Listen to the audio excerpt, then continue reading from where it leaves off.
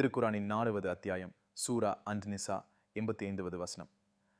மனித உறவுகளுக்கு இடையே நாம் செய்யும் பரிந்துரை இன்டர்செஷன் மற்றும் அதன் விளைவுகளை பற்றி மிக அழகாக எடுத்துரைக்கிறது. நிஜ வாழ்க்கையில ஒருவருக்கு ஒரு வேலை கிடைக்கவோ அல்லது ஒரு நல்ல காரியம் நடக்கவோ நீங்கள் ஒரு வார்த்தை சிபாரிசு செய்கிறீர்கள் என்று வைத்துக் கொள்வோம்.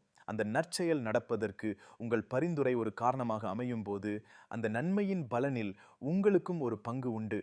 நீங்கள் செய்ததெல்லாம் ஒரு நல்ல வார்த்தை தான், ஆனால் அந்த நன்மையின் விளைவாக விளையும் புண்ணியத்தில் இறைவன் உங்களையும் இணைத்துக் கொள்கிறான். இது நீங்கள் செய்யும் ஆக்கப்பூர்வமான சமூக பங்களிப்பிற்கு கிடைக்கும் வெகுமதி. இதற்கு நேர்மாறாக ஒரு தவறான காரியத்திற்கோ ஒருவருக்கு அநியாயம் செய்யவோ அல்லது தகுதியற்ற ஒருவருக்கு சலுகை பெற்றுத் தரவோ நீங்கள் பரிந்துரை செய்தால் அந்த தீய செயலால் ஏற்படும் பாவத்திலும் உங்களுக்கு ஒரு பங்கு உண்டு. நான் வெறும் வார்த்தை தானே சொன்னேன், செயலை அவர்தானே செய்தார் என்று நாம் தப்பித்துக் கொள்ள முடியாது.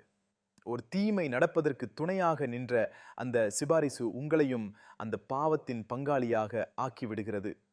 இந்த வசனத்தின் இறுதியில் அல்லாஹ் எல்லா பொருட்களையும் கண்காணிப்பவனாக இருக்கின்றான் என்று முடிகிறது.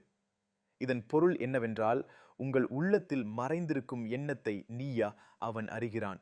நீங்கள் யாருக்காக ஏன் பரிந்துரை செய்கிறீர்கள் என்பது அவனுக்கு தெரியும். வெளிப்படையாக தெரியாத நுணுக்கமான விஷயங்களை கூட அவன் கணக்கிட்டு கொண்டிருக்கிறான்.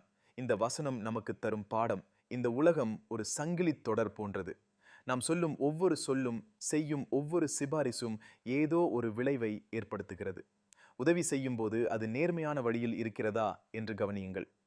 தவிர்க்க வேண்டியவை அநியாயத்திற்கு துணை போவதையோ அல்லது ஒருவருடைய உரிமையை பறிக்கும் வகையிலான சிபாரிசுகளையோ தவிர்த்து விடுங்கள். சுருக்கமாக சொன்னால், உங்கள் வார்த்தை ஒரு நன்மையை விதைத்தால் அறுவடையில் உங்களுக்கும் ஒரு பங்கு உண்டு. அதுவே ஒரு தீமையை விதைத்தால் அதன் கசப்பையும் நீங்கள் அனுபவித்தே தீர வேண்டும்.